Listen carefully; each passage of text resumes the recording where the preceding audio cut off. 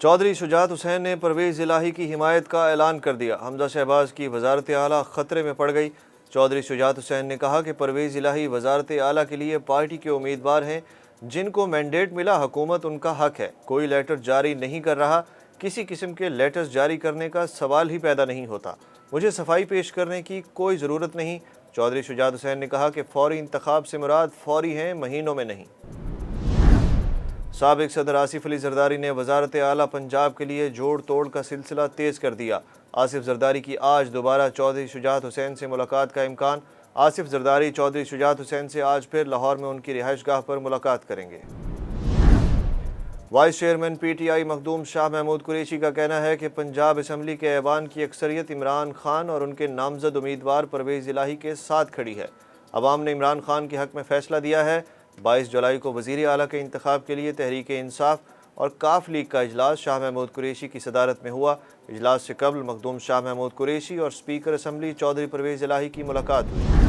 वफाकी वज़ीर ख़जाना का अवाम के लिए एक और मुश्किल का इंदिया। मिफ्ताह इस्माइल कहते हैं IMF मुआहदे के तहत बिजली महंगी करना होगी।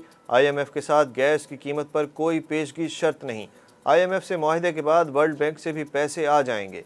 मिफ्ताह इस्माइल ने कहा कि डॉलर की कदर बढ़ने में सियासी सूरत हाल का बड़ा हाथ था, इसकी माशी वजूहात नहीं। पाकिस्तान में 60 दिन का डीजल मौजूद है। डॉलर की कदर नई बुलंदियों पर पहुंच गई। इंटरबैंक में डॉलर की कीमत में 4.5 रुपये तक इजाफा। कारोबार के इख्तिताम पर डॉलर की कीमत 224 रुपये 92 पैसे रही। ओपन मार्केट में भी 3 रोज़ के दौरान डॉलर की कदर में 14 रुपये का इजाफा हुआ।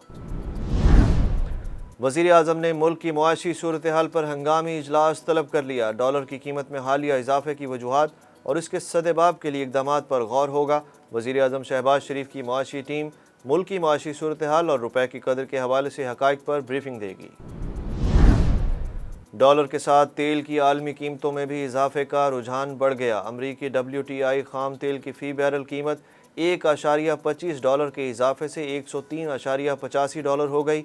बरतानवी ब्रेंट खाम तेल की फ़ी बैरल कीमत $1.04 बढ़कर $107 हो गई। गाल टेस्ट में पाकिस्तान ने श्रीलंका को 4 विकेटों से शिकस्त दे दी। पाकिस्तान ने गाल टेस्ट में तारीख रकम कर दी। कौमी टीम ने गाल क्रिकेट स्टेडियम में 342 रन का रिकॉर्ड हदफ हासिल किया। वज़ीर आज़म शहबाज शरीफ की कौमी टीम को शाबाश। कप्तान बाबर आजम की कारकर्दगी को सराहा। पाकिस्तान को 2 टेस्ट मैचों की सीरीज़ में 1-0 की बर्तरी हासिल है। अब्दुल्ला शफीक ने कैरियर की बेहतरीन इनिंग्स खेली। 160 रन पर नॉट आउट रहे। ICC वर्ल्ड टेस्ट चैंपियनशिप में पाकिस्तान ने श्रीलंका से तीसरी पोजीशन छीन ली। सीरीज़ का दूसरा मैच 24 जुलाई से गाल में ही खेला जाएगा। दरियाए सिंध में लापता बारातियों को ढूंढने के लिए SSG कमांडोज भी ऑपरेशन में मसरूफ़। दरियाए सिंध में माशका के मुकाम पर बारातियों से भरी कश्ती उलटने के वाक़े के 3 रोज़ बाद भी लाशों की तलाश का काम जारी। रेस्क्यू 1122 और मकामी गोताखोर अब तक 33 अफराद की लाशें निकाल चुके। मज़ीद 16 अफराद की तलाश का काम जारी, जहाँ बहक अफराद में ख़वातीन और बच्चे भी शामिल।